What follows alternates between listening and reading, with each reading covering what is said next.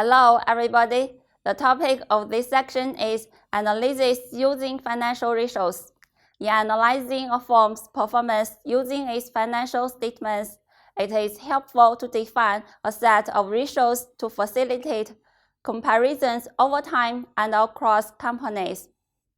In this section, we will analyze 5 main aspects of the firm's performance through ratios: profitability, asset turnover, financial leverage, liquidity, and market value. The explanation will be given by the hypothetical example of Generic Products Corporation, GPC.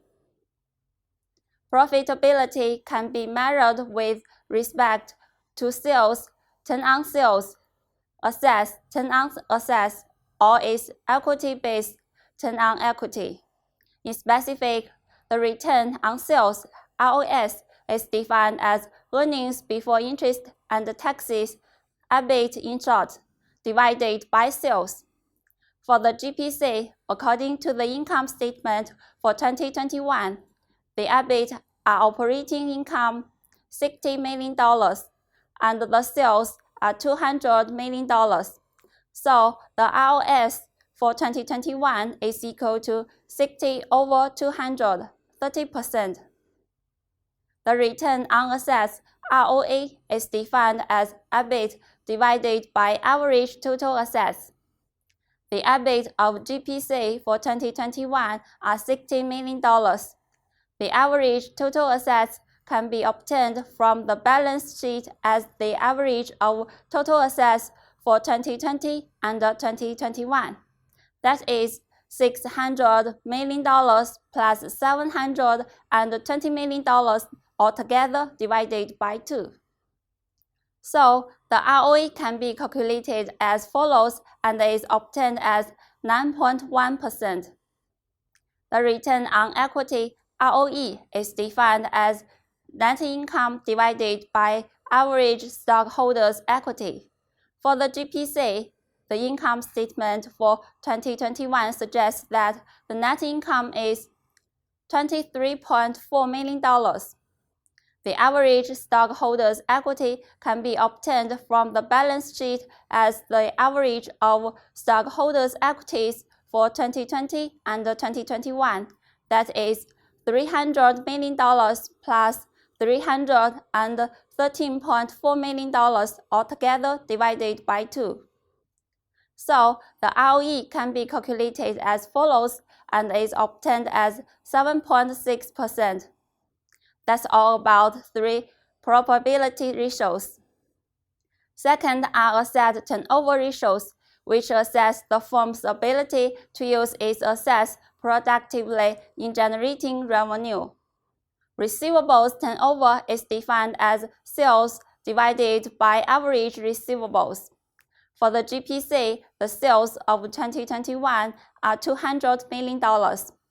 By the balance sheet, the average receivables can be obtained as the average receivables for 2020 and 2021.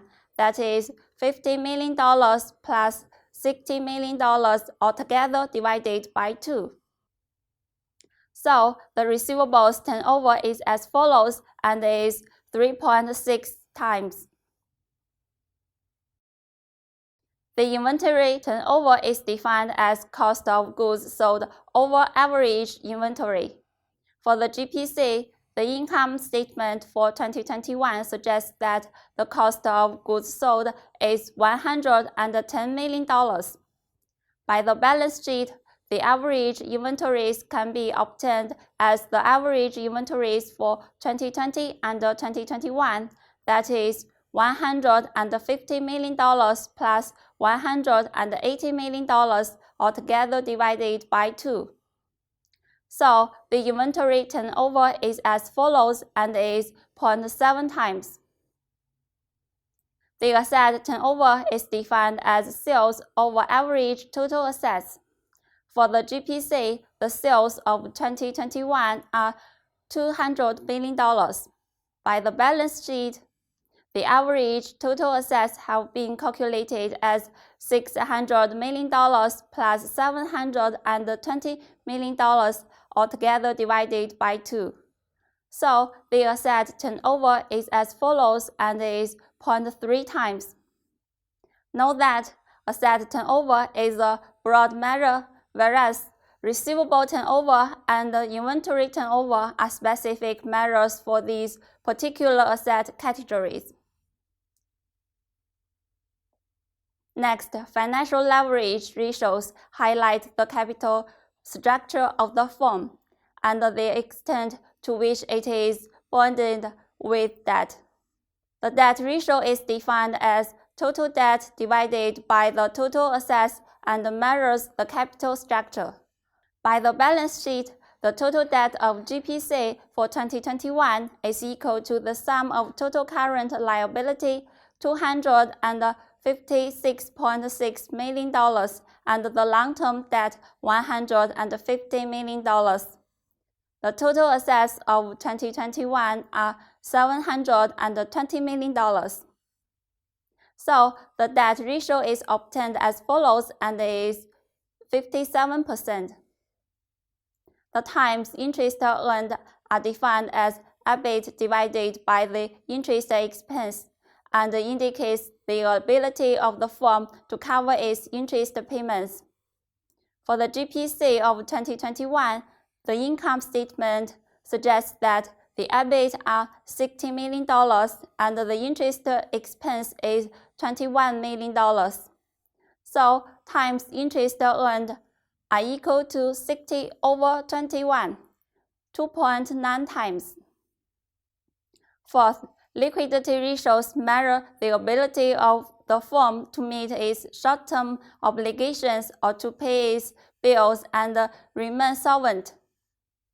The main ratios for measuring liquidity are the current ratio and the more stringent quick ratio or acid test, which considers only the most liquid of current assets, cash and marketable securities.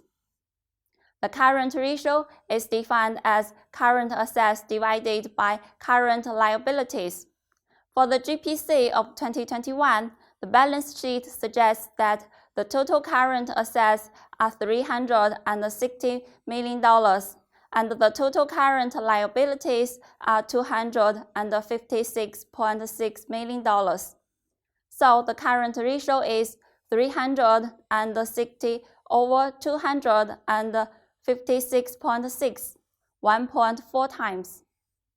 The quick ratio or acid test is defined as cash plus receivables altogether divided by the current liabilities.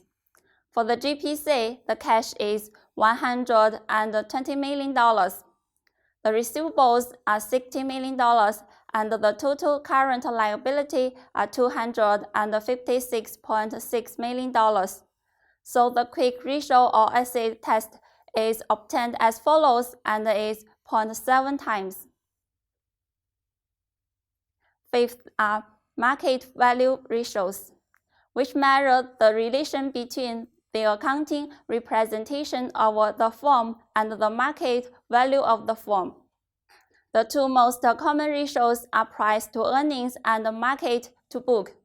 The price to earnings is defined as the price per share divided by earnings per share. For the GPC of 2021, the market price per share is $187.2.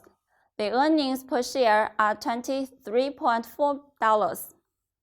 So the price to earnings is equal to 187.2 over 23.48. The market to book is defined as the price per share divided by the book value per share. For the GPC, the market price per share is $187.2. The stockholders' equity of 1 million shares outstanding suggests that the book value per share is $313.4. So the market to book ratio is obtained as follows and is 0.6. That's all about the ratios about 5 aspects of the firm's performance. When analyzing a firm's financial ratios, we need first to establish two things. The first one is whose perspective to adopt: shareholders, creditors, or some other group of stakeholders. The second one is what standard of comparison to use as a benchmark. Benchmarks can be of three types. First, financial ratio of other companies for the same period of time. Second, financial ratios of the company itself in previous time periods. The last one, information extracted from financial markets such as asset prices or interest rates. It is useful to decompose a firm's return on assets, ROA, into the product of two ratios as follows. The ROA is EBIT over average total assets. Multiply sales on both numerator and denominator. The ROA can be decomposed into return on sales, ROS, and asset turnover, ATO. This highlights the fact that firms in different industries can have vastly different ROS and turnover ratios, yet the same return on assets. For example, let's take two firms with the same ROA of 10% per year. The first is a supermarket chain. The second, a public utility company. As the table shows, the supermarket chain has a low ROS of 2% and achieves a 10% ROA by turning over its assets 5 times per year. The capital-intensive utility, on the other hand, has a low ATO of only 0.5 times per year and achieves its 10% ROA by having an ROS of 20%. In summary, in this section, we have discussed the 5 main aspects of the firm's performance through ratios: profitability, asset turnover, financial leverage, liquidity, and market value. Examples are presented based on the balance sheet and the income statement of the GPC. Besides, the relationships among ROA, ROS, and ATO are explained. That's all about this section. Bye.